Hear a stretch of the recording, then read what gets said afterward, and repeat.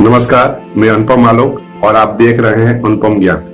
तो आज के इस वीडियो में मैं बताने वाला हूं गरम दल के 3 प्रमुख नेता लाल बाल पाल के बारे में, यानी लाला लाजपत राय, बाल गंगाधर तिलक तथा बिपिन चंद्र पाल के बारे में। तो मेरे वीडियो में अंत तक बने रहे।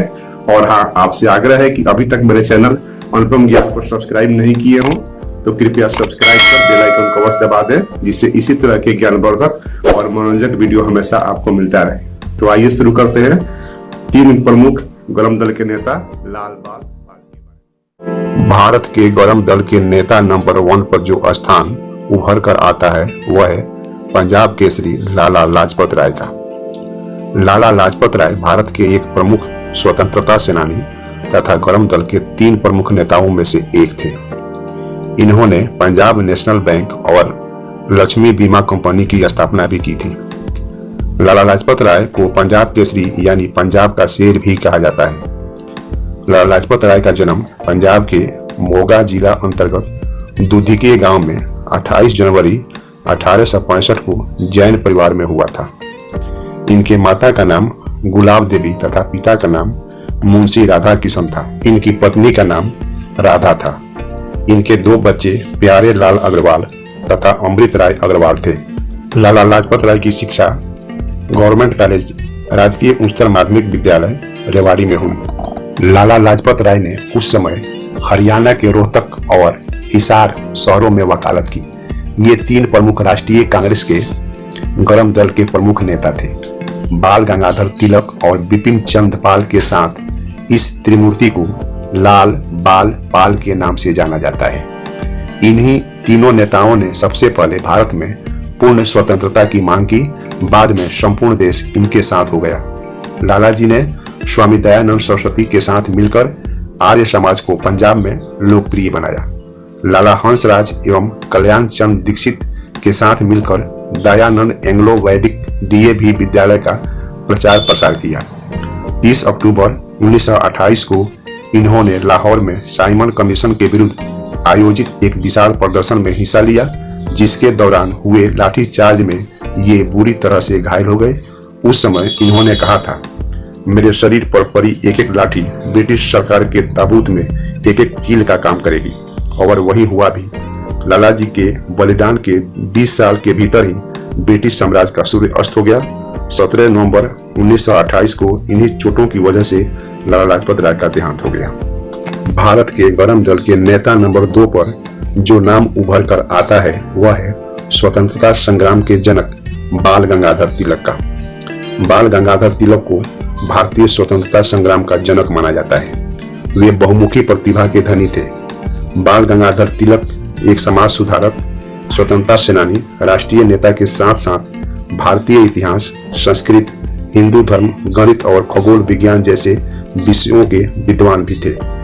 बाल गंगाधर तिलक को लोकमान्य के नाम से भी जाना जाता है। इनका प्रमुख नारा स्वराज हमारा जन्म सिद्ध अधिकार है और मैं इसे लेकर ही रहूंगा ने लाखों भारतीयों को प्रेरित किया।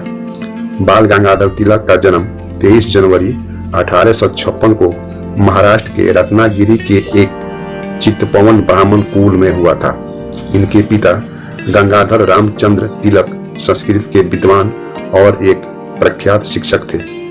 तिलक एक प्रतिभाशाली विद्यार्थी थे और गणित विषय से उनको खास लगाव था। वे बचपन से ही अन्याय विरोधी थे और अपनी बात बिना हिचक के साफ साफ कह जाते थे। जब वे महज 10 साल के थे तो उनके पिता का स्थानांतरण रत्नागिरी से पूना हो गया। पुणे आने के तुरंत बाद उनकी माता का देहांत हो गया। तिलक जब 16 वर्ष के थे तब उनके पिता भी चल बसे। वे जब मैट्रिकुलेशन में पढ़ रहे थे उसी समय उनका विवाह एक 10 वर्षीय कन्या सत्यभामा से करा दिया गया। सन 1877 में बीए प्रथम श्रेणी से पास करने के बाद तिलक पुणे के एक प्राइवेट स्कूल में गणित के शिक्षक हो गए। बाद में जाकर वे आगे पत्रकार बन गए।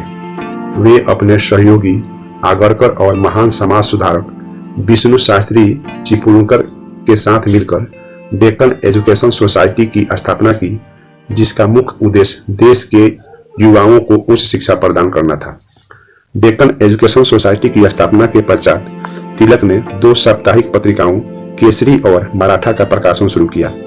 केसरी मराठी भाषा में प्रकाशित होती थी, जबकि मराठा अंग्रेजी भाषा की साप्ताहिकी थी।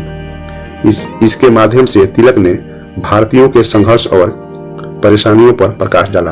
उन्होंने हर एक भारतीय से अपने हक के लिए लड़ने का आह्वान किया।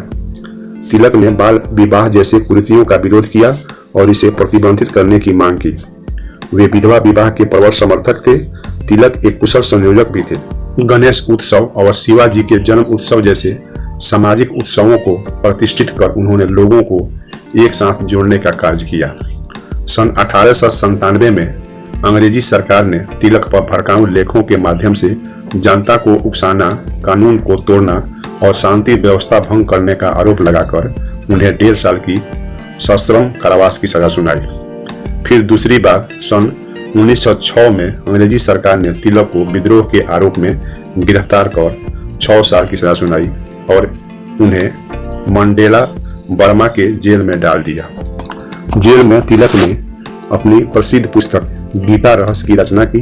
सन 1916 में तिलक ने होम रूल लीग की स्थापना की, जिसका उद्देश्य स्वराज्य था। उन्होंने गांव-गांव और मोहल्लों में जाकर लोगों को होम रूल लीग के उद्देश्यों को समझाया। भारत का यह महान सपूत 1 अगस्त 1920 को परलोक सिधार गया। भारत के गरम दल के नेता नंबर 3 पर जो नाम उभर कर आता है वह है बिपिन चंद्र पाल का। बिपिन चंद्र पाल एक प्रसिद्ध राजनीतिज्ञ, पत्रकार और एक प्रख्यात वक्ता थे, जो 3 प्रसिद्ध देशभक्तों में से एक थे।